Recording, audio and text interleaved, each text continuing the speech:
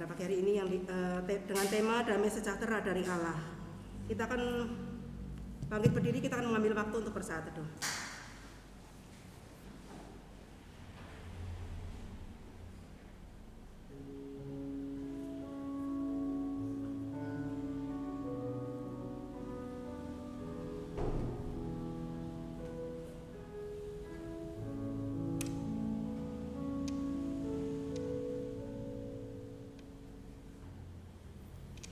Saudara dalam kasih Tuhan, kami menyambut saudara sekalian untuk datang menghadap Tuhan, dan kebaktian kita pada pagi hari ini kita mau landaskan pada pengakuan bahwa pertolongan kita datangnya dari Tuhan yang menciptakan langit dan bumi, yang kasih setianya kekal untuk selama-lamanya, dan yang tidak pernah meninggalkan perbuatan tangannya. Amin.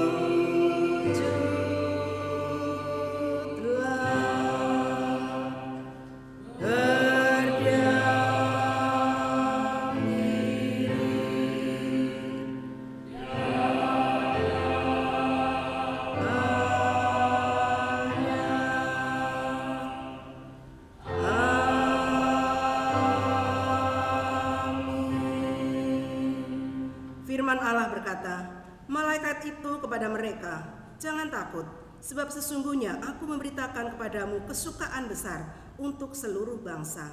Hari ini telah lahir bagimu juru selamat, yaitu Kristus Tuhan di kota Daud. Dan inilah tandanya bagimu, kamu akan menjumpai seorang bayi yang dibungkus dengan lampin dan terbaring di dalam palungan. Hormat diberi.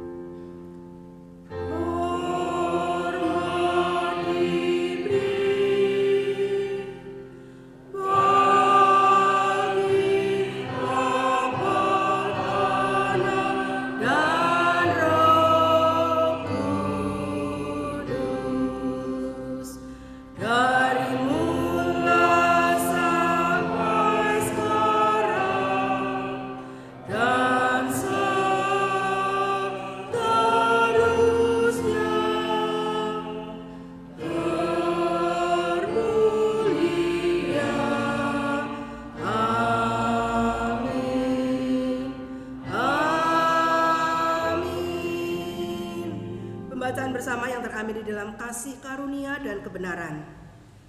Saya akan bacakan, kemudian Bapak Ibu, kemudian selanjutnya. Hukum Taurat diberikan oleh Musa, tetapi kasih karunia Allah dan kebenaran datang oleh Yesus Kristus.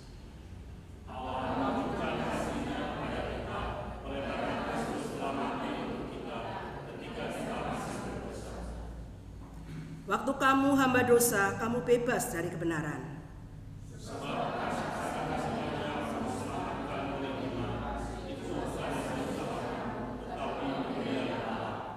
Itu bukan hasil pekerjaanmu, jangan ada orang yang memegahkan diri.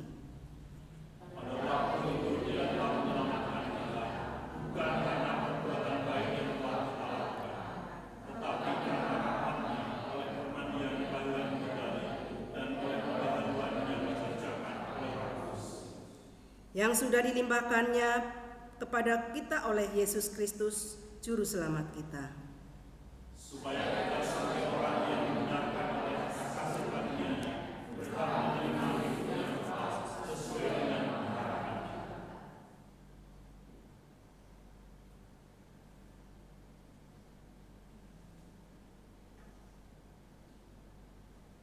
Karena kasih karunia Allah yang menyelamatkan semua manusia sudah nyata.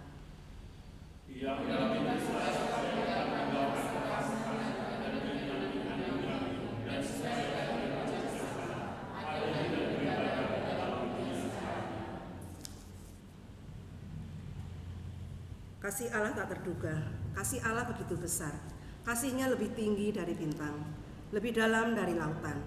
Tetap teguh tak berubah, itulah kasih-Nya, Tuhan Yesus Kristus. Kita akan bersama-sama memuji nama Tuhan, kasih Allah.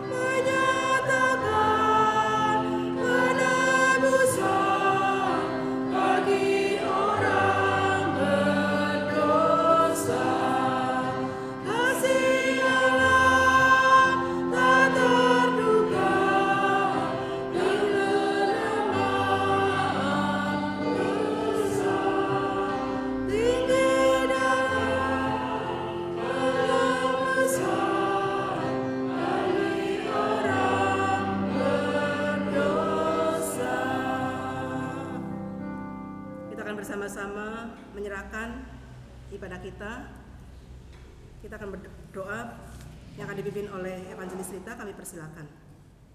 Kembali kami datang di hadirat-Mu pada pagi hari ini Tuhan. Sungguh kami bersyukur karena kami diberikan kesempatan oleh Tuhan kembali boleh beribadah bersama-sama di hari Minggu ini. Kami bersyukur di hari-hari yang lalu Tuhan sudah menyertai kami melewati berbagai hal dalam hidup kami. Kami yang sakit Tuhan pulihkan, dan berbagai persoalan lain yang Tuhan izinkan dalam hidup kami boleh lewati semua itu karena pertolongan Tuhan. Tuhan, kami mohon ampuni kami, kuduskan dan sucikan kami jika di hari-hari yang lalu kami telah melakukan hal yang tidak berkenan di hadapan-Mu, baik yang kami sengaja maupun karena kelalaian kami, sehingga ketika kami datang di hadirat-Mu pada pagi hari ini untuk menyembah Engkau, dan terlebih sebagian dari kami yang melayani Engkau, kami boleh dilayakkan oleh Tuhan. Kami serahkan ibadah ini ke dalam tangan Tuhan, terlebih bagi mereka yang terlibat dalam pelayanan Tuhan, urapi secara khusus oleh kuasa Roh Kudus-Mu, supaya kami boleh menikmati ibadah ini dari awal sampai selesai. Dan biarlah ketika kami boleh datang di hadapan-Mu, hati kami sungguh-sungguh tertuju di hadapan Tuhan. Jauhkan kami dari berbagai hal-hal yang tidak berkenan di hadapan Tuhan, sehingga seluruh ibadah kami pada pagi hari ini boleh menjadi berkat bagi kami, menguatkan kami, dan membawa kami boleh semakin dekat kepada Engkau Tuhan. Kami berdoa khusus saat ini juga untuk anak-anak Tuhan yang tidak bisa hadir, khususnya kami berdoa untuk Pak Tanto yang dalam kelemahan tubuh. Kami mohon Tuhan jamahan dan jabatan Tuhan boleh terjadi atasnya, sehingga anak Tuhan boleh kembali bersama-sama dengan kami dalam ibadah di minggu-minggu yang akan datang. Dan kami berdoa juga bagi seluruh jemaat kami yang sudah hadir pada pagi hari ini Tuhan.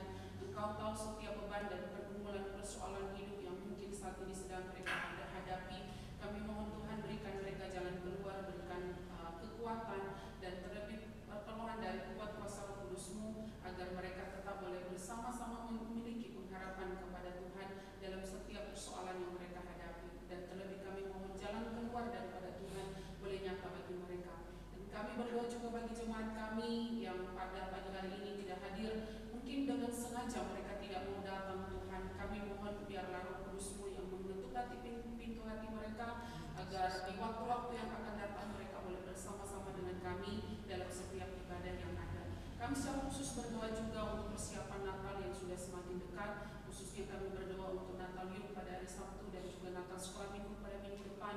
Kami mohon Tuhan berkati setiap kami yang melayani dan dalam segala persiapan yang sedang kami lakukan, agar ibadah-ibadah Natal yang akan kami lakukan di bulan Desember ini semua dapat berjalan dalam pimpinan Tuhan.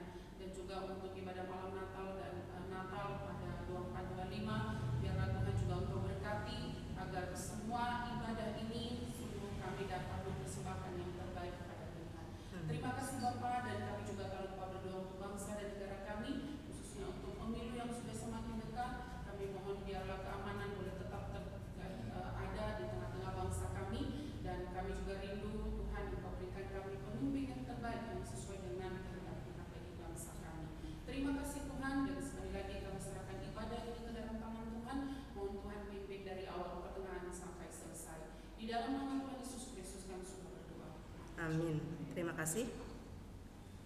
Kita akan bersama-sama membuka Alkitab yang terambil di dalam Lukas 2 ayat 8 sampai 20. Untuk ayat yang ke-8 dibacakan oleh kaum bapak, yang ke-9 dibacakan oleh kaum ibu, kemudian selanjutnya.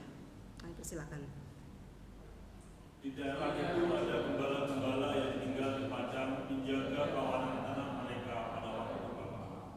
Tiba-tiba berdirilah seorang malaikat Tuhan di dekat mereka.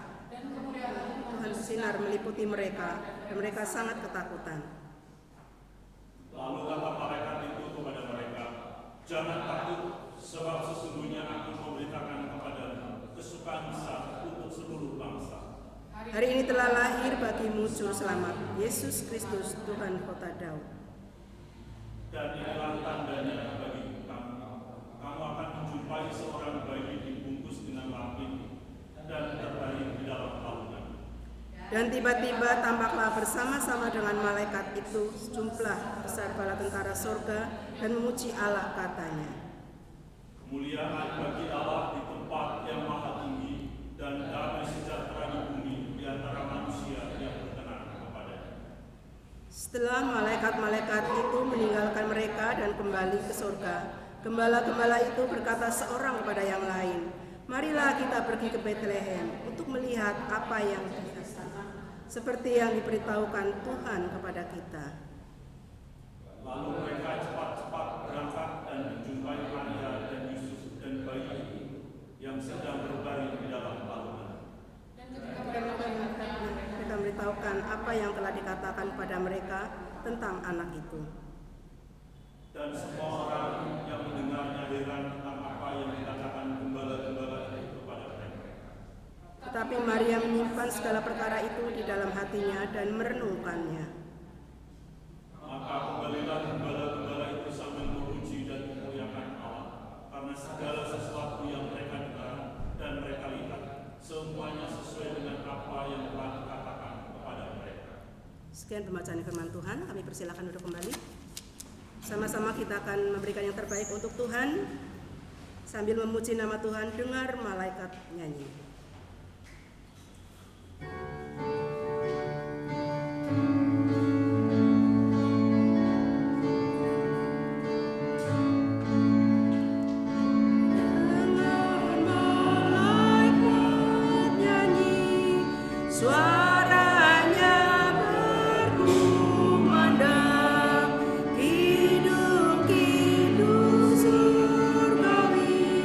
Sukacita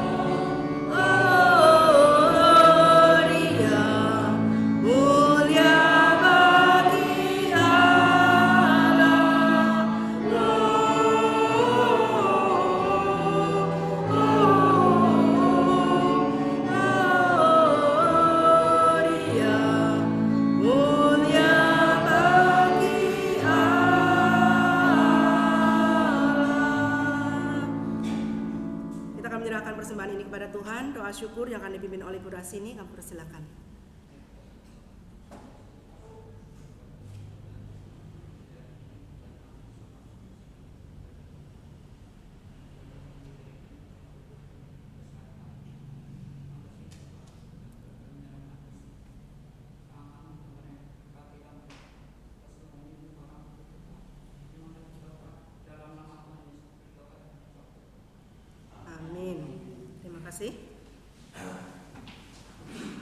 Sama-sama kita akan mendengarkan kebenaran firman Tuhan yang akan disampaikan oleh hambanya Bapak Pendeta Hati.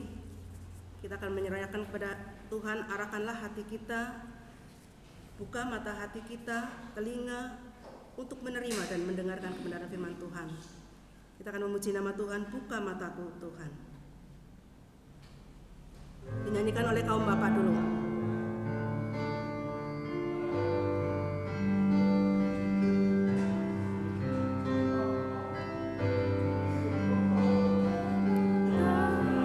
Bapak nyanyi terlebih dahulu.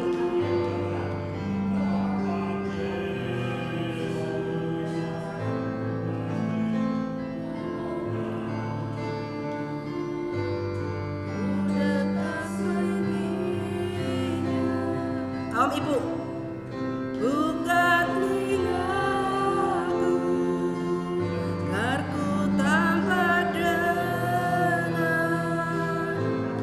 buka mataku, agar ku tanpa Yesus. Nyanyi bersama-sama.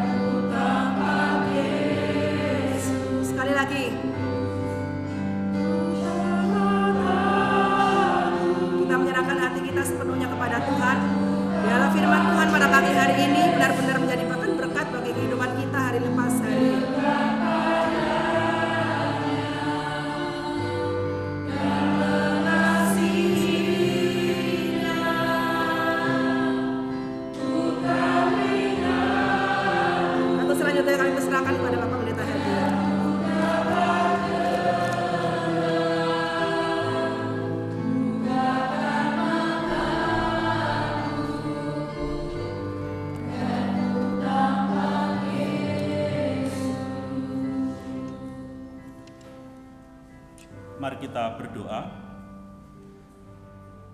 Bapa kami yang di dalam surga, Tuhan kami mengucap syukur karena pada pagi hari ini Engkau telah menghantar setiap kami Bapa untuk boleh datang ke rumah Tuhan, untuk beribadah, untuk memuji dan menyembah-Mu.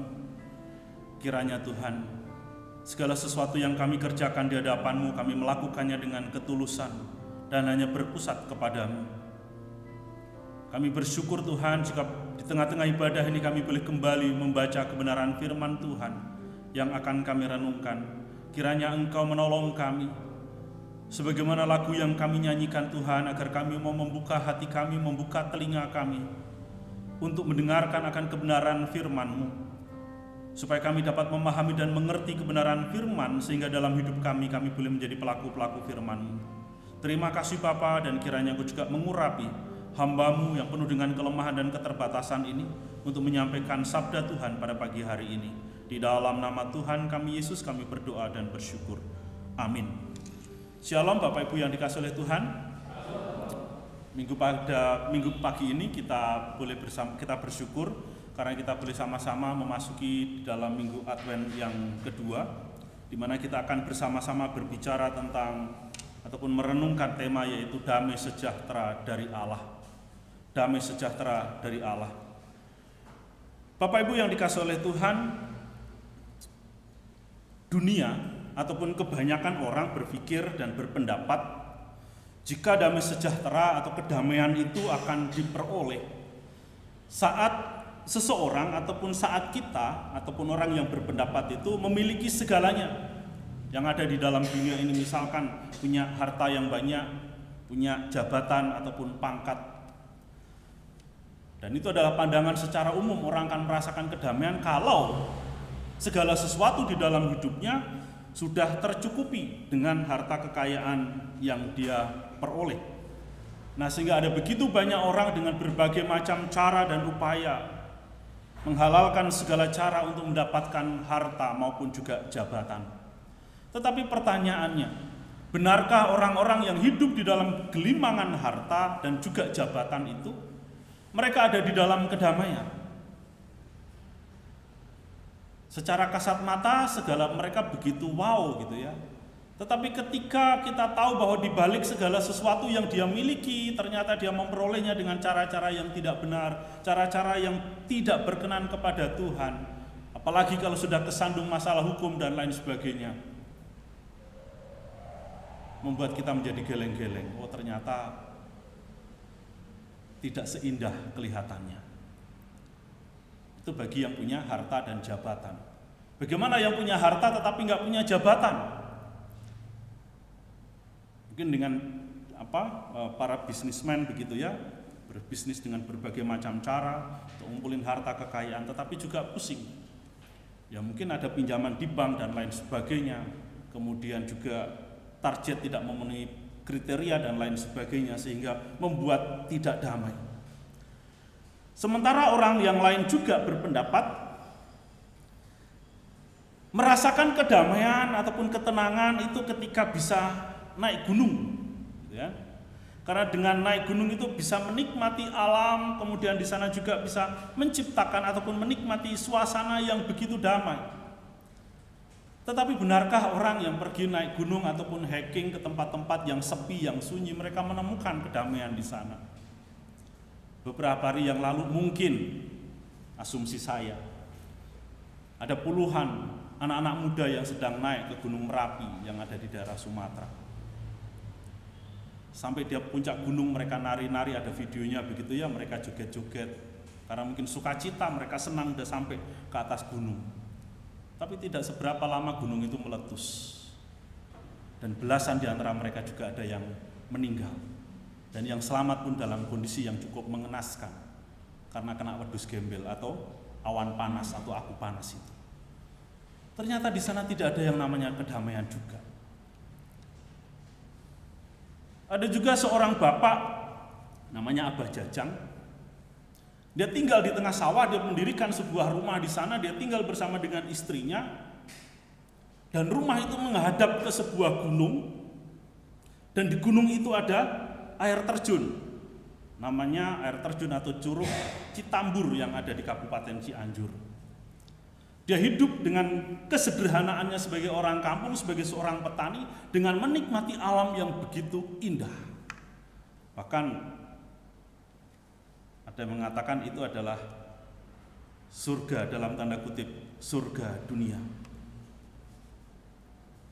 Mutiara yang tidak kelihatan begitu ya, atau mutiara yang terpendam, karena pemandangannya sungguh indah. Dan ketika orang mengenal, orang tahu tempat itu, banyak orang-orang ke sana untuk menikmati alam itu, menikmati kedamaian dan juga ketenangan. Tetapi toh orang-orang yang ke sana tidak bisa selama-lamanya tinggal di sana karena dia harus kembali ke kota untuk bekerja dan lain sebagainya. Mungkin ketika mereka di sana mereka menikmati yang namanya kedamaian itu, tetapi tidak selama-lamanya kedamaian itu dia nikmati. Dan ketika ada orang yang datang ke sana dan ketika dia jatuh cinta dengan tempat itu, si Abah Jajang ditanya, boleh nggak Bah, saya beli rumah Abah bersama dengan pekarangannya ini 2,5 miliar. Suatu harga yang sangat fantastis untuk sebuah rumah dan tanah yang tidak sebegitu luas dengan harga 2,5 M itu. Tetapi si Abah Jajang pemilik rumah dan yang bisa menikmati pemandangan itu setiap hari, dia tidak melepaskannya. Bapak Ibu yang dikasihi oleh Tuhan, artinya bahwa secara umum sebetulnya setiap manusia itu memiliki konsep damai, sejahtera di dalam dirinya. Dan sebetulnya setiap orang, setiap manusia yang ada di dalam dunia ini sesungguhnya pengen menikmati apa itu damai sejahtera di dalam hidupnya, sehingga membangun sebuah konsep, melakukan berbagai macam cara untuk menikmati dan menemukan kedamaian itu. Dan pada pagi hari ini kita sebagai anak-anak Tuhan, kita boleh membaca, merenungkan dan menemukan apa yang sesungguhnya kedamaian sejahtera yang sejati itu di dalam hidup manusia. Damai sejahtera yang sejati yang saya maksudkan adalah damai sejahtera yang tidak ditentukan oleh sesuatu yang oleh alam ini, sesuatu yang kita pandang ataupun konsep yang kita bangun dengan berbagai macam asumsi ataupun sesuatu yang kita rasakan yang hanya bersifat sementara itu. Seperti yang tadi saya ungkapkan ataupun yang saya ceritakan.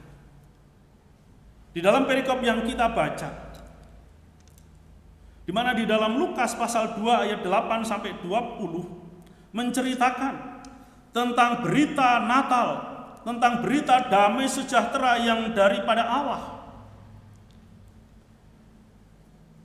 Di dalam ayat ini kita bisa menemukan permata yang tersembunyi, sesuatu yang sangat indah, yang luar biasa, yang seharusnya saudara dan saya miliki. Apa itu damai sejahtera yang sejati, yang dalam tema ini saya katakan dari Allah. Jadi itu tidak ditentukan oleh segala situasi kondisi hidup kita. Kedamaian itu akan kita nikmati ketika kita sudah menemukan ataupun ketika saudara dan saya sudah memiliki iman di dalam Yesus Kristus, iman yang menyelamatkan, iman yang memberikan pengharapan akan kehidupan yang kekal itu. Sehingga kedamaian yang sejati akan saudara dan saya nikmati dalam segala keadaan kita, dalam berbagai macam ketika saudara dan saya mengalami pergumulan dan lain sebagainya. Damai sejahtera di dalam bagian ini bukanlah suatu kondisi ataupun situasi hidup yang tidak ada masalah, tidak ada persoalan dan lain sebagainya.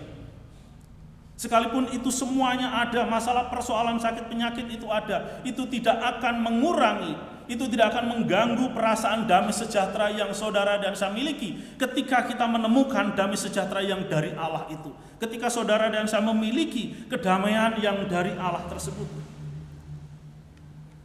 Bapak Ibu saudara-saudaraku yang dikasihi oleh Tuhan, berita tentang kelahiran Yesus di dalam perikop ini disampaikan kepada para gembala. Saya akan membagi dua bagian pada renungan pada pagi hari ini, yaitu dari ayat 8 sampai dengan ayat yang ke-14. Ini adalah berita tentang Natal atau berita yang disampaikan oleh para malaikat. Saya akan membacakan untuk kita sekalian ayat 8 sampai dengan ayat yang ke-14. Di daerah itu ada gembala-gembala yang tinggal di padang menjaga kawanan ternak mereka pada waktu malam. Tiba-tiba berdirilah seorang malaikat Tuhan dekat mereka, dan kemuliaan Tuhan bersinar meliputi mereka, dan mereka sangat ketakutan. Lalu kata malaikat itu kepada mereka, "Jangan takut, sebab sesungguhnya aku memberitakan kepadamu kesukaan besar untuk seluruh bangsa. Hari ini telah lahir bagimu juru selamat, yaitu Kristus Tuhan, di kota Daud. Dan inilah tandanya bagimu, kamu akan menjumpai seorang bayi dibungkus dengan lampin dan terbaring di dalam palungan. Dan tiba-tiba tampaklah bersama-sama dengan malaikat itu sejumlah besar bala tentara surga yang memuji Allah, katanya, kemuliaan bagi Allah di tempat yang maha tinggi, dan damai sejahtera di bumi di antara manusia yang berkenan kepadanya." Bapak Ibu saudaraku yang dikasihi oleh Tuhan, inilah kabar damai sejahtera itu. Kabar yang membawa sukacita untuk semua manusia. Berita itu disampaikan kepada para gembala-gembala, dan di dalam bagian ini menunjuk kepada gembala-gembala domba. Ya memang ada yang mengatakan itu kan pendapat orang begitu ya.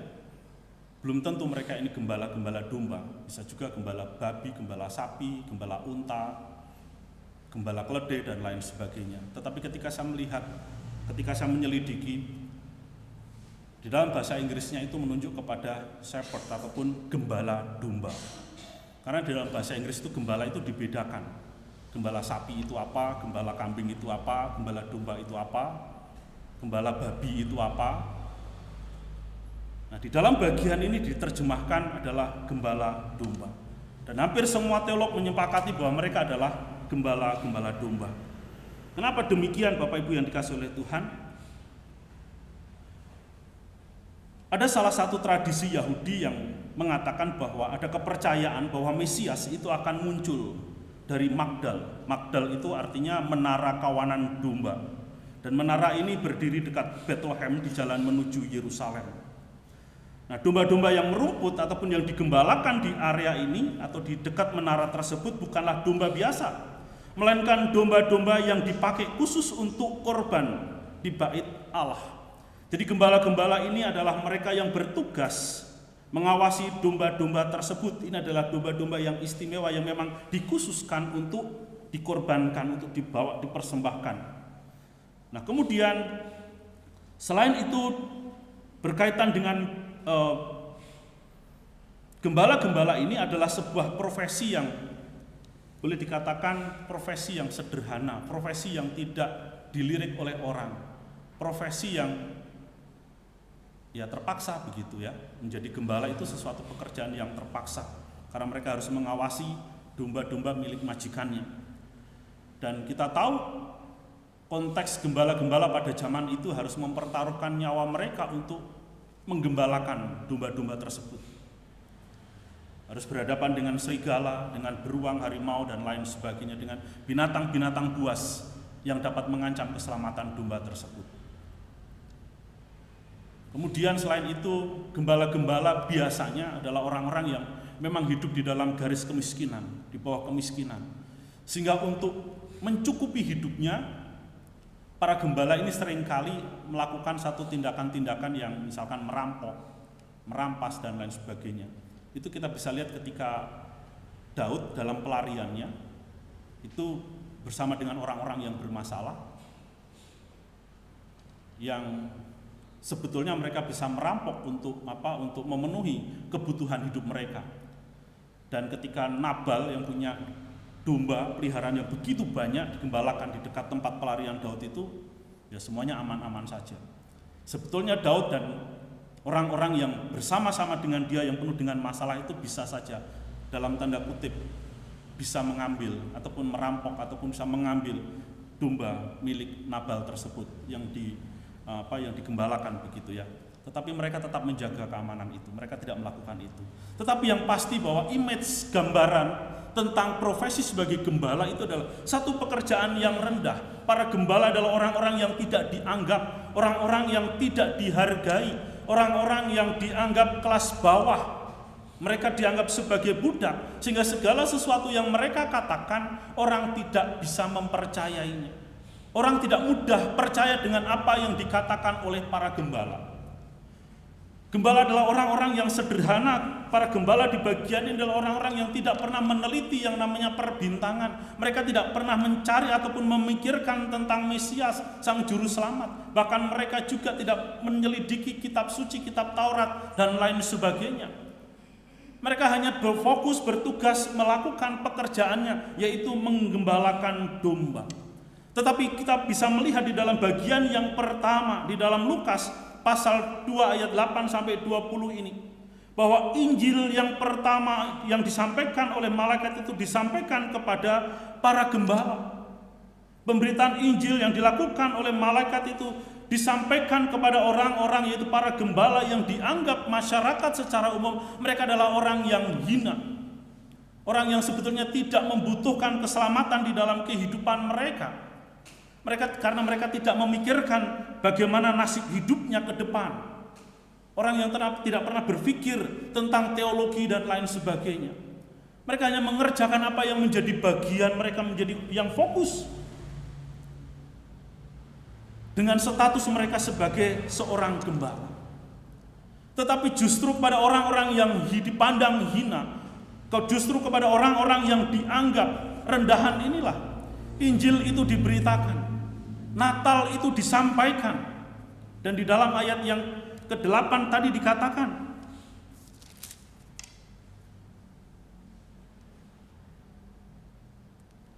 Di daerah itu ada gembala-gembala yang tinggal di padang menjaga kawanan ternak mereka. Pada waktu malam tiba-tiba berdirilah seorang malaikat Tuhan dekat mereka, dan kemuliaan Allah meliputi mereka, dan mereka sangat ketakutan. Kemudian ayat 10, lalu kata malaikat itu kepada mereka, jangan takut, sebab sesungguhnya aku memberitakan kepadamu kesukaan besar untuk seluruh bangsa. Jadi mereka adalah orang yang pertama kali diberita tentang kelahiran Yesus Kristus Sang Juru Selamat itu. Selain malaikat itu, kalau kita melihat di dalam konteks bagaimana malaikat menjumpai Maria, kemudian malaikat menjumpai Yusuf. Dan di dalam bagian ini, kelompok orang yang ketiga yang menerima berita pertama tentang kelahiran Yesus Kristus itu adalah para gembala. Dan malaikat itu mengatakan bahwa jangan takut, sebab sesungguhnya aku memberitakan kepadamu kesukaan besar. Sesuatu sukacita yang membuat hidup manusia di dalam dunia ini mengalami ataupun menikmati sukacita. Berita sukacita, berita yang baik, berita yang membawa damai sejahtera, yaitu berita Natal. Sebagaimana diberitakan dalam ayat 11, hari ini telah lahir bagimu Juru Selamat. Jadi berita tentang kelahiran Yesus Kristus yang adalah Juru Selamat, berita Natal itu disampaikan. Bapak Ibu yang dikasihi oleh Tuhan, Natal itu perlu diberitakan, perlu disampaikan. Jika Natal itu hanya, dalam pikiran saya, kalau hanya disampaikan kepada Maria dan Yusuf, mungkin berita tentang Yesus Kristus itu tidak terlalu tersebar dengan begitu luasnya pada malam hari itu. Tetapi berita Natal itu disampaikan kepada para gembala, disampaikan supaya gembala-gembala itu mendengar tentang kabar sukacita itu. Kenapa? Karena mungkin secara manusia selama ini mereka tidak pernah mengalami yang namanya sukacita, tidak pernah mengalami damai sejahtera. Tetapi pada malam itu, para gembala yang hina, yang dipandang hina itu, mengalami satu sukacita besar di dalam hidupnya, yang mungkin kita tidak pernah mengalaminya. Ada yang pernah melihat penampakan malaikat atau ditemui oleh malaikat? Kita nggak pernah. Saya juga sebagai hamba Tuhan sampai hari ini, seingat saya belum pernah ada yang malaikat yang datang kepada saya memberikan satu kabar ataupun apa begitu. Saudara, dapat kita bayangkan, kita yang bukan siapa-siapa, ya, ketika kita memposisikan diri kita sebagai seorang gembala yang bukan siapa-siapa, bahkan mungkin kehidupan kerohanian kita sebagai seorang gembala itu tidaklah sebuah kehidupan rohani yang baik. Mungkin jarang datang beribadah, jarang mempersembahkan korban, jarang datang ke bait Allah dan lain sebagainya. Tetapi para gembala ini pada malam itu mendapatkan satu anugerah tersendiri, mengalami satu fenomena ilahi yang tidak semua orang bisa menikmatinya, bisa melihatnya, bisa mengalaminya. Ya, kalau di dalam konteks kelahiran Yesus Kristus dan Yohanes Pembaptis, Sakaria, orang tua dari Yohanes Pembaptis, itu juga ditemui oleh malaikat. Tidak banyak orang yang mengalami perjumpaan secara pribadi dengan malaikat-malaikat Tuhan. Para gembala ini mengalaminya di dalam kesunyian, di dalam keadaan mereka yang masih terjaga dalam menjaga kawanan domba itu. Malaikat datang menjumpai mereka. Sebuah peristiwa ilahi yang luar biasa, pengalaman spiritual yang dalam seumur hidupnya pasti tidak akan pernah terlupakan, sehingga Lukas mencatat peristiwa itu. Bapak Ibu yang dikasihi oleh Tuhan, inilah pemberitaan Injil yang dilakukan secara langsung oleh malaikat kepada para gembala. Mereka mendengar, mereka dikasih tahu bahwa pada hari ini telah lahir bagimu Juru Selamat. Artinya Juru Selamat diberitahukan kepada mereka, yaitu Kristus Tuhan di kota Daud, bahwa Yesus telah lahir di tengah-tengah dunia, di kota Yerusalem.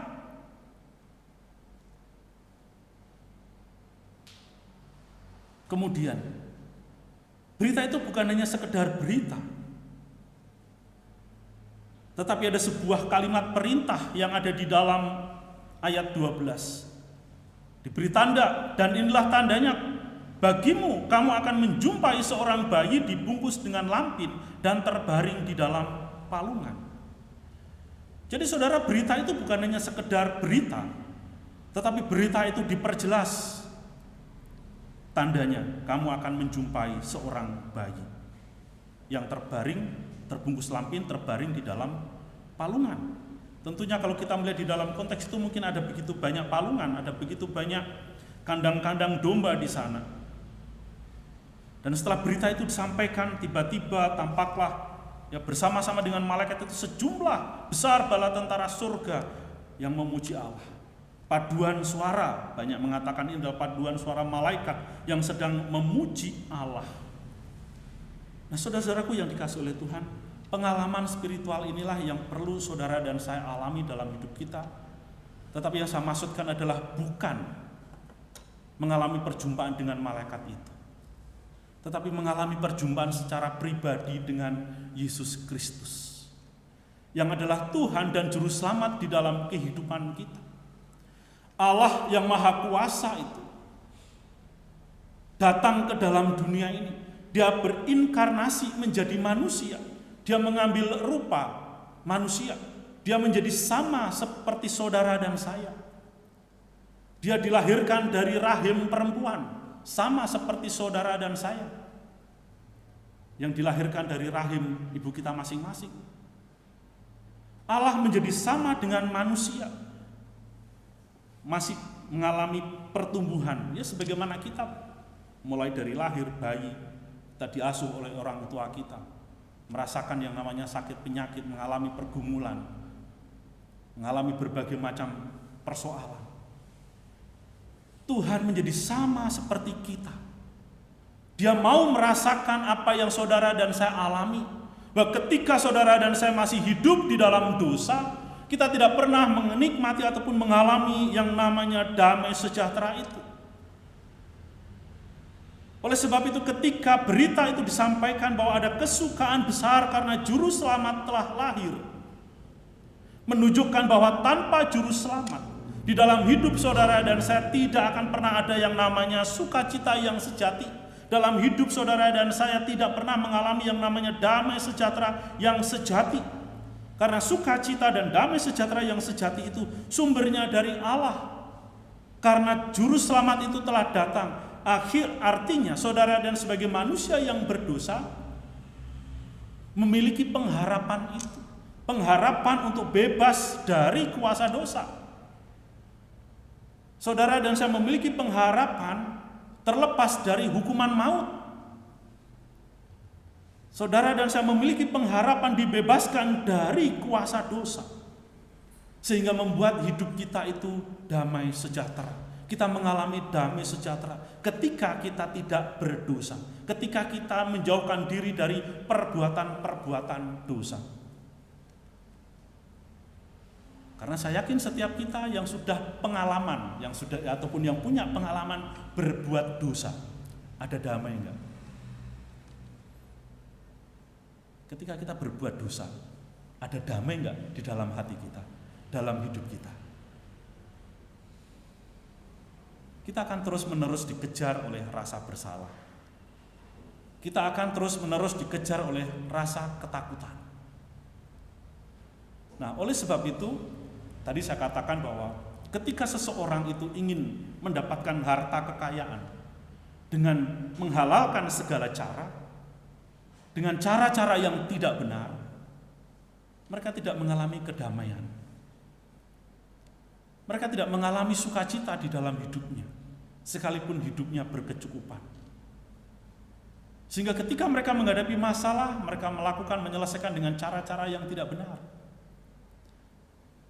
Ketika mereka melakukan kesalahan, misalkan penggelapan pajak, mereka mencoba untuk menutupi dengan berbagai macam cara. Bagaimana dengan kehidupan saudara dan saya hari ini? Sudahkah kita memiliki damai sejahtera yang sejati itu? Sudahkah kita memiliki sukacita yang sejati itu? Sudahkah engkau menerima Yesus Kristus sebagai Tuhan dan Juru Selamat di dalam hidupmu? Dan engkau mau hidupmu dipimpin oleh Tuhan dan mau hidup di dalam ketaatan dengan menjauhkan diri dari segala dosa. Karena ketika saudara dan saya mau berkomitmen untuk menjauhkan hidup kita ini dari berbagai macam dosa, maka kedamaian dan sukacita yang sejati itulah akan saudara dan saya nikmati. Sehingga kita selalu bisa mengucap syukur dalam segala keadaan kita. Kita tidak terus-menerus dihantui oleh rasa bersalah, rasa berdosa. Karena apa? Karena kita punya juru selamat, yaitu Yesus Kristus. Karena kita sudah memiliki kehidupan yang kekal itu. Saudaraku yang dikasihi oleh Tuhan, ketika malaikat itu mengatakan, ketika malaikat itu memuji Tuhan dengan mengatakan kemuliaan bagi Allah di tempat yang maha tinggi dan damai sejahtera di bumi di antara manusia yang berkenan kepadanya. Berita malaikat itu bukan hanya mereka memberitakan tentang kelahiran Yesus Kristus, tetapi berita dari malaikat itu juga berisi tentang damai sejahtera itu sudah ada di bumi, sudah datang di bumi, yaitu datang di antara manusia yang berkenan kepadanya. Ada penafsir yang mengatakan bahwa para gembala ini adalah orang-orang yang hidupnya berkenan kepada Allah. Sekalipun secara sosial mereka bukanlah orang-orang yang terpandang, mereka adalah orang-orang yang hina, tetapi mereka memiliki hidup yang damai dengan Allah, dan memiliki damai sejahtera dengan Allah, sehingga mereka mendapatkan anugerah khusus untuk menerima berita Natal yang pertama itu, berita tentang kelahiran Yesus Kristus pada malam hari itu.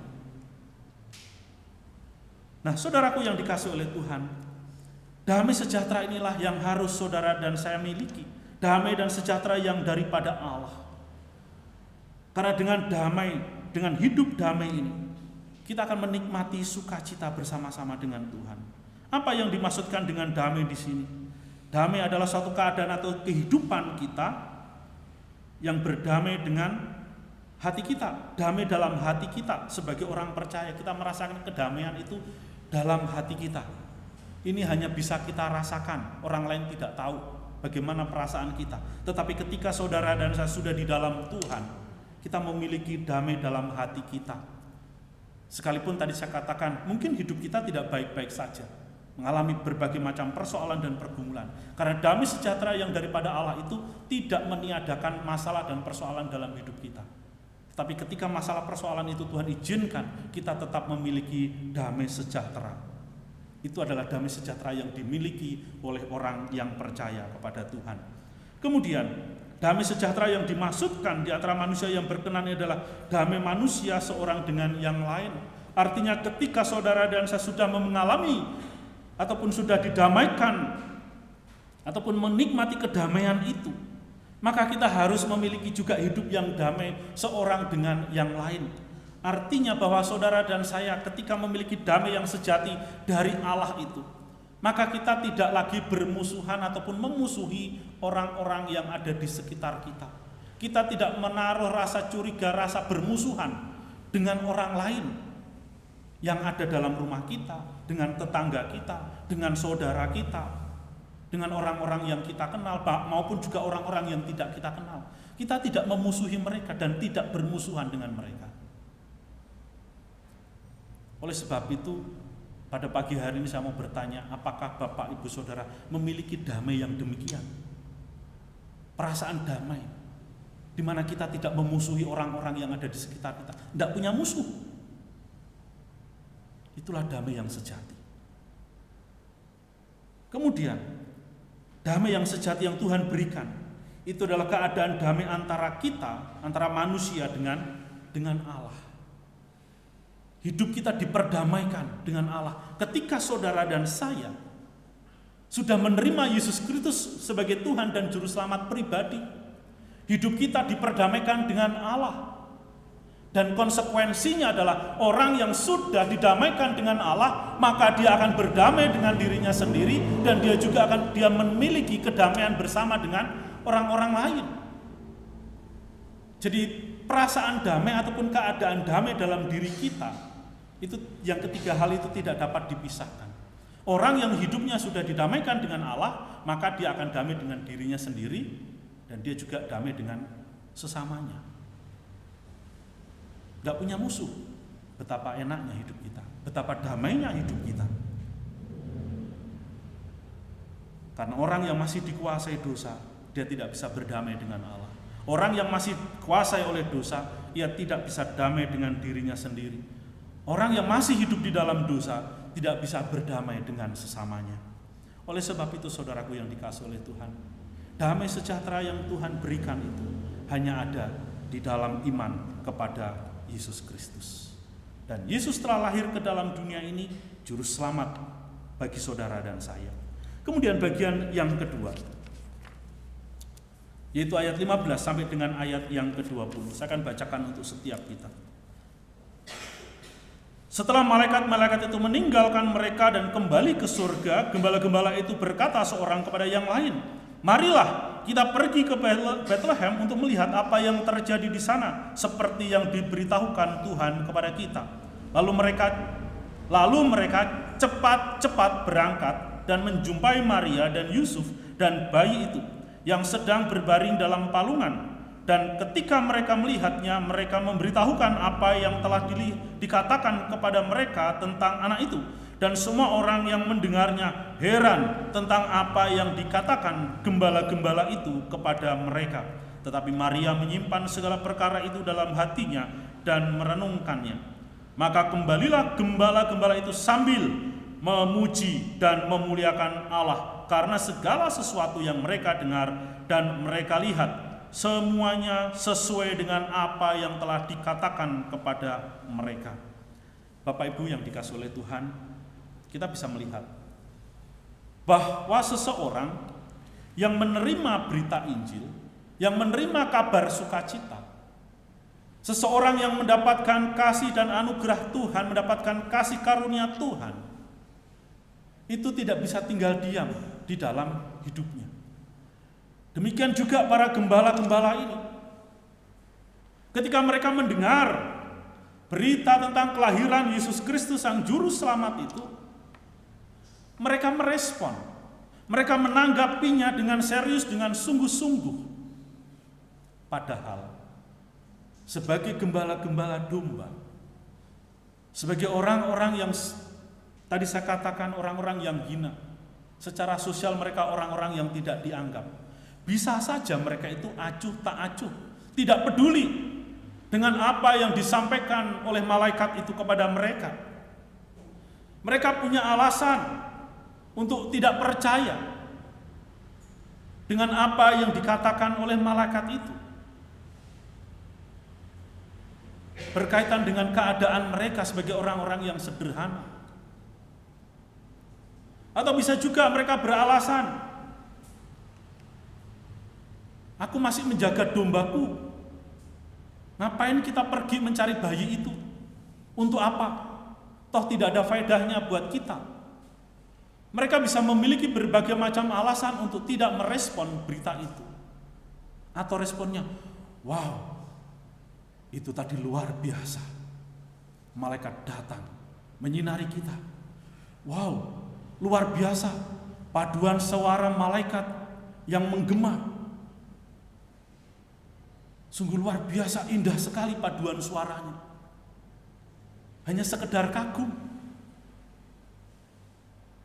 Tetapi itu tidak mereka lakukan.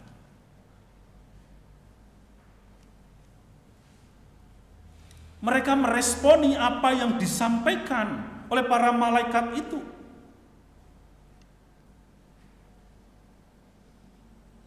Dikatakan bahwa mereka cepat-cepat.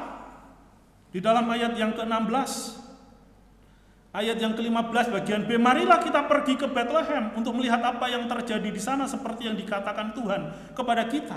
Inilah responnya. Mereka menganggap bahwa kata-kata malaikat itu sebagai kata-kata Tuhan. Karena itu adalah malaikat yang diutus oleh Tuhan kepada mereka. Mereka meresponinya, mereka mempercayainya tentang berita Injil yang disampaikan itu. Saudara, sangat luar biasa. Kalau kita melihat di dalam apa yang disampaikan oleh para gembala di situ. Marilah kita pergi ke Bethlehem. Artinya mereka saling mendorong, saling mensupport, saling memberikan semangat untuk meresponi berita Injil itu, untuk meresponi pesan Tuhan di dalam kehidupan mereka. Lalu di dalam ayat 16 Lukas menulis, lalu mereka cepat-cepat berangkat. Artinya mereka tidak menunda-nunda.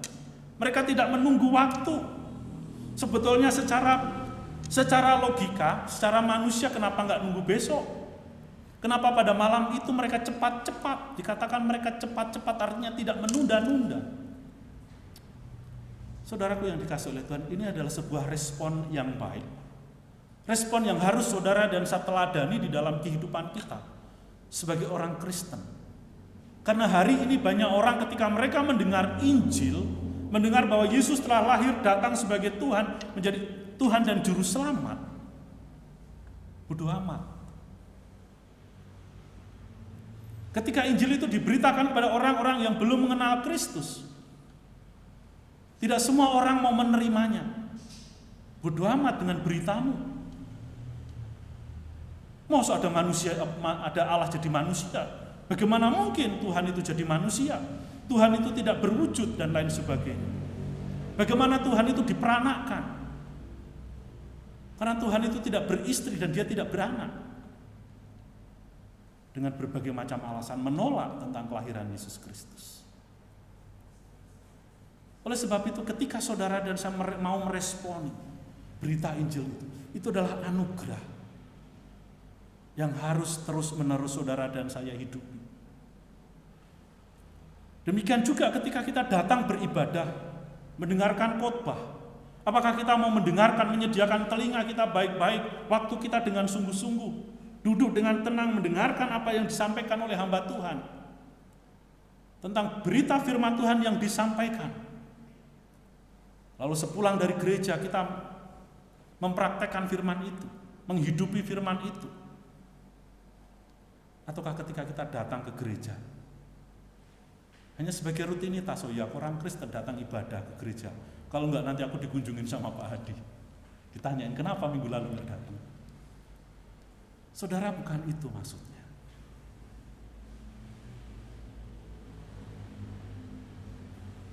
Ketika kita sebagai gereja, kita harus memiliki sikap ataupun sifat seperti para gembala ini, yang saling mensupport, saling mendorong untuk mengerjakan apa yang Tuhan mau untuk kita kerjakan. Saling mendukung seorang dengan yang lain untuk melakukan kebenaran firman Tuhan, untuk menghidupi firman Tuhan. Jangan kita sebagai orang Kristen ini suka menunda-nunda untuk melakukan pekerjaan Tuhan. Jangan kita ini sebagai orang Kristen menunda-nunda untuk terlibat di dalam pelayanan di dalam gereja. Jangan kita menjadi orang Kristen yang menunda-nunda untuk memberitakan Injil. Saudara, mari kita bersama-sama meneladani respon daripada para gembala ini. Karena mereka sudah mengalami damai sejahtera yang dari Allah itu. Mereka mengalami Kristus di dalam hidup mereka. Mereka mendengar berita Injil itu. Dan mereka tidak menunda-nunda untuk mencari Tuhan. Untuk menemukan Tuhan di dalam hidup mereka. Yang mungkin selama ini menjadi kehausan di dalam diri mereka. Mungkin dengan adanya berita Natal yang disampaikan oleh malaikat itu membuat semangat spiritualitas mereka bertumbuh. Bahwa keadaan mereka itu tidak menghalangi mereka untuk mengalami perjumpaan secara pribadi dengan Tuhan. Dan inilah yang harus saudara dan saya teladani. Janganlah mencari alasan untuk menunda-nunda datang untuk beribadah kepada Tuhan. Jangan menunda-nunda waktu untuk pelayanan. Jangan menunda-nunda waktu untuk mencari Tuhan di dalam hidup kita. Segera lakukan. Cepat-cepat selama masih ada waktu, selama masih ada kesempatan. Sebagaimana para gembala ini, mereka cepat-cepat berangkat. Mereka meninggalkan pekerjaan mereka, meninggalkan domba mereka. Mungkin bukan tanpa tanggung jawab. Barangkali mereka sudah menitipkan kepada gembala yang lainnya. supaya domba-domba itu tetap terjaga. Tetapi tekad mereka untuk tidak menunda-nunda, di dalam ayat 16 tadi, dengan cepat-cepat, artinya mereka tidak mau beralasan untuk tidak menjumpai bayi Yesus, untuk menemukan sang juru selamat yang baru lahir itu. Saudara, ada semangat dan sukacita yang dimiliki oleh para gembala itu. Mereka merespon, mereka mencari, mereka tidak merasa lelah karena pekerjaan. Saudara, ini yang seringkali menjadi berhala di dalam hidup manusia, terutama di dalam kekristenan. Dengan berbagai macam alasan orang tidak mau datang ibadah. Alasan pekerjaan lah. Jadi pekerjaannya itu yang menjadi tuan di dalam hidupnya. Alasan belajar lah, alasan pergi teman dengan teman lah, alasan pergi rekreasi lah, alasan acara keluarga lah. Saudara, orang Kristen itu punya 1001 macam alasan kalau tidak datang ke gereja. Ada saja. Entah itu yang memang ya dibuat-buat, atau yang memang tidak punya komitmen untuk hidup beribadah bersama-sama dengan anggota jemaat yang lain. Saudaraku yang dikasih oleh Tuhan, dari apa yang dilakukan oleh para gembala, mereka adalah orang-orang yang mengutamakan Yesus lebih dahulu daripada segala sesuatu yang ada di belakang mereka ataupun yang sedang mereka miliki. Dan kita melihat bahwa ketika mereka melakukan dengan sungguh-sungguh, mereka mencari Tuhan tanpa ragu-ragu, mereka akhirnya menjumpai bayi Yesus di dalam ayat yang ke-17 sampai dengan ayat yang ke-19. Dan bagaimana ketika mereka menjumpai bayi Yesus, mereka tidak bisa diam mulutnya. Mereka menceritakan segala sesuatu yang mereka alami. Mereka menceritakan segala sesuatu yang diberitakan oleh malaikat kepada mereka. Mereka menjadi saksi hidup apa yang disampaikan oleh malaikat kepada mereka dengan peristiwa yang mereka hadapi. Sebagaimana dikatakan di dalam ayat yang ke-18.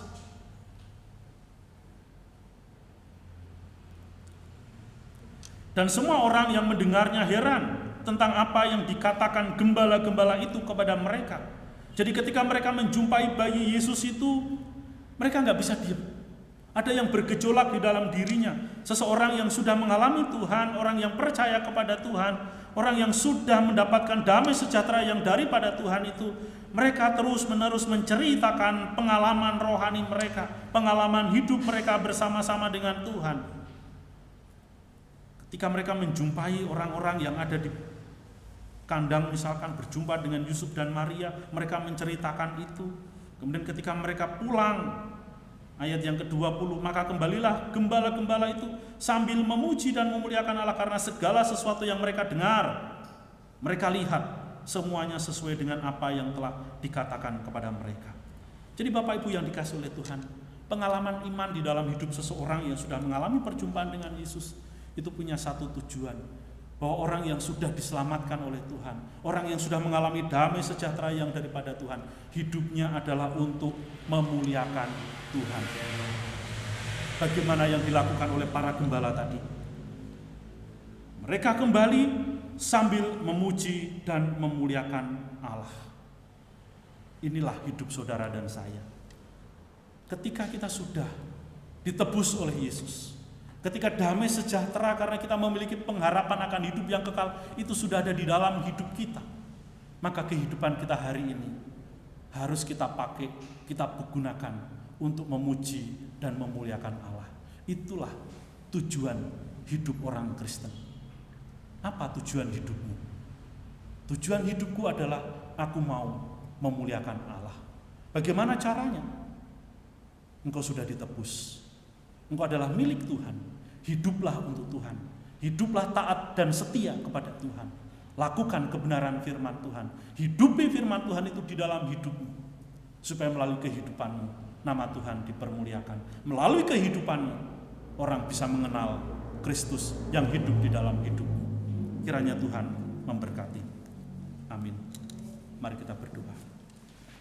Bapa kami yang di dalam surga, Tuhan kami mengucap syukur untuk kebenaran firman-Mu yang boleh kami renungkan pada pagi hari ini, di mana Engkau telah datang ke dalam dunia ini Tuhan, membawa damai sejahtera yang sejati di dalam kehidupan kami, orang yang berdosa.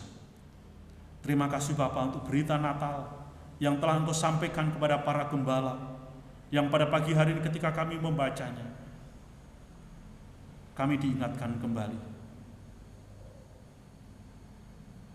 bahwa Engkau datang ke dalam dunia ini untuk mencari yang terhilang. Engkau datang ke dalam dunia ini untuk menyelamatkan manusia yang berdosa. Dan di antara manusia yang berdosa, itu adalah kami sekalian ya Tuhan, yang telah Engkau berikan anugerah, yang telah Engkau panggil, yang telah Engkau tebus, yang telah Engkau pilih untuk percaya kepadamu. Karena kami yakin dan percaya itu semua adalah pekerjaan Tuhan, pekerjaan Roh Kudus di dalam hati setiap kami, dalam hidup setiap kami. Oleh sebab itu Tuhan, ketika kami menyadarinya, ketika kami mengakuinya dan kami merasakan, kami mau hidup menyenangkan hati Tuhan. Kami mau supaya sepanjang hidup kami memuji Engkau dan memuliakan Allah. Karena itulah yang Engkau kehendaki atas kehidupan kami. Terima kasih Bapa, inilah doa kami. Di dalam nama Tuhan kami Yesus Kristus kami berdoa dan mengucap syukur. Amin. Terima kasih, waktu saya kembalikan kepada Karsia.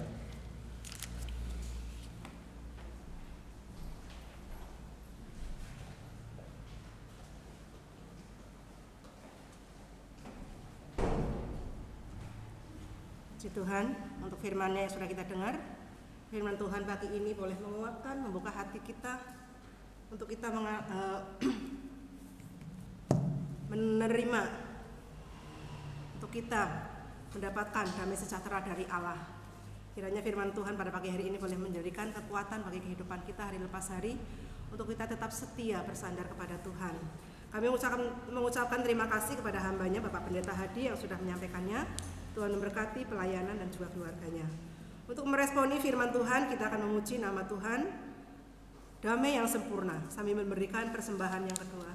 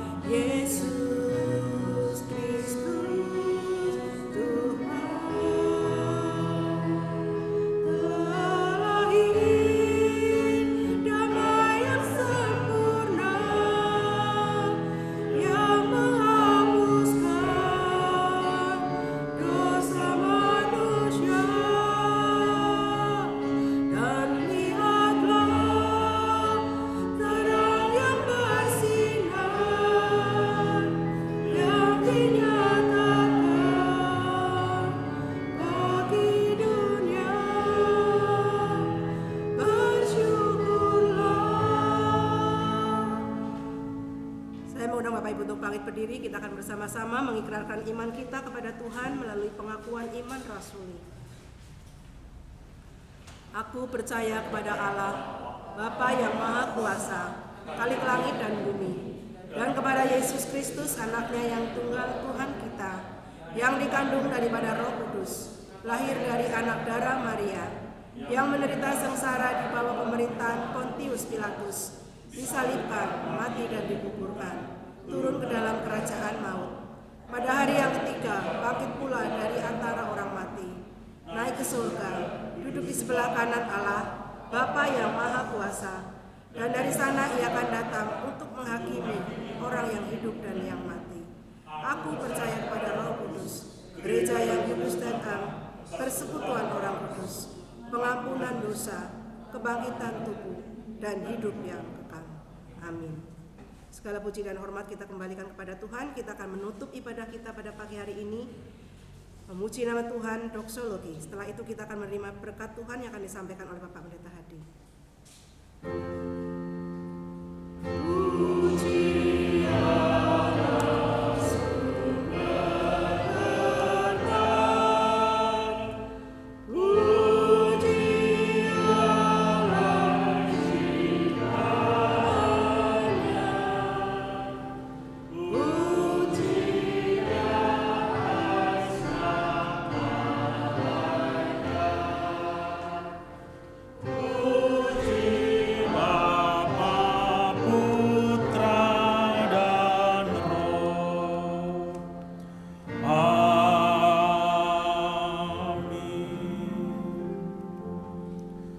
Jemaat yang dikasihi oleh Tuhan, pulanglah, kembalilah ke dalam kehidupanmu sehari-hari, dan jadilah anak-anak Tuhan, jadilah umat Tuhan yang sungguh-sungguh merasakan damai sejahtera yang daripada Allah, yaitu damai sejahtera yang sejati, yang akan senantiasa menjadikan kehidupanmu bersuka cita. Bukalah hatimu kepada Tuhan dan terimalah berkat-Nya. Kiranya Tuhan memberkati engkau dan melindungi engkau. Kiranya Tuhan menyinari engkau dengan wajah-Nya dan memberi engkau kasih karunia. Kiranya Tuhan menghadapkan wajah-Nya kepadamu dan memberi engkau damai sejahtera dari sekarang sampai selama-lamanya. Amin.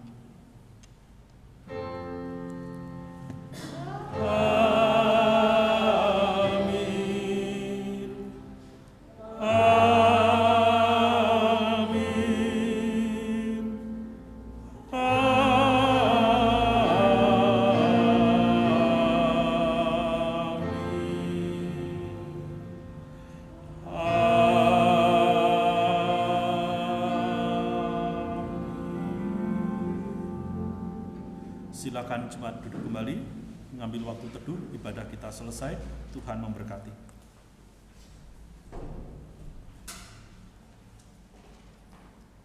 Saya akan bacakan warta gereja untuk pelayanan minggu depan. Liturgis Ibu Henis, doa syafaat saya sendiri, petugas pelayanan Bapak Bagio dan Bapak Hobi, doa syukur Bapak Bagio, untuk singer Saudari Intan dan Saudari Siska Permatasari, LCD Saudari Aprilia, pemusik Saudari Francisca. Untuk persekutuan youth setiap hari Sabtu pukul 6 sore. Ya, untuk Sabtu besok Natalan youth ya. Kemudian ibadah sekolah minggu setiap hari Minggu pukul 9 pagi. Tepatnya minggu besok juga Natalan sekolah minggu. Diharapkan Bapak Ibu yang mempunyai anak ataupun cucu ya, dibawa ke sini untuk mengikuti Natal sekolah minggu pukul 9 pagi. Kebaktian doa setiap hari Rabu pukul 6 sore. Untuk pelayanan konseling pastoral setiap hari Kamis pukul 10 sampai 12 yang akan dilayani oleh Bapak Pendeta Hadi dan Evangelis Rita. Untuk persekutuan Bahtera untuk bulan ini ditiadakan dulu karena persiapan Natal.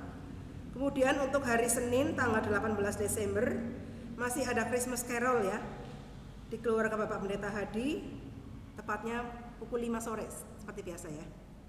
Kemudian hari Rabu tanggal 20 Desember di tempatnya Jauh Selusi di gereja.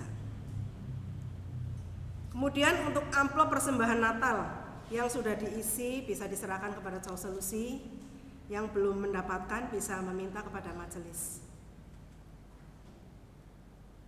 Ini untuk Natal sekolah minggu ya.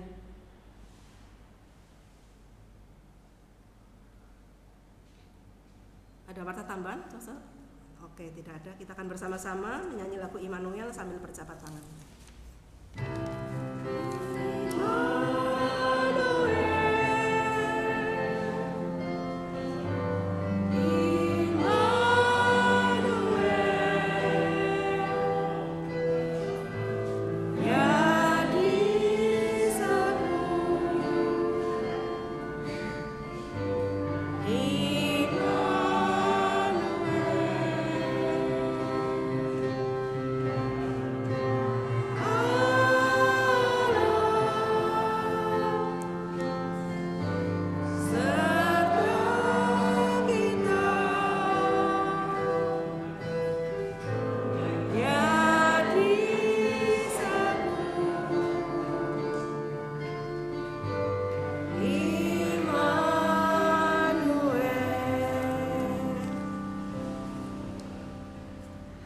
Waktu yang selesai mengambil waktu untuk bersaat teduh.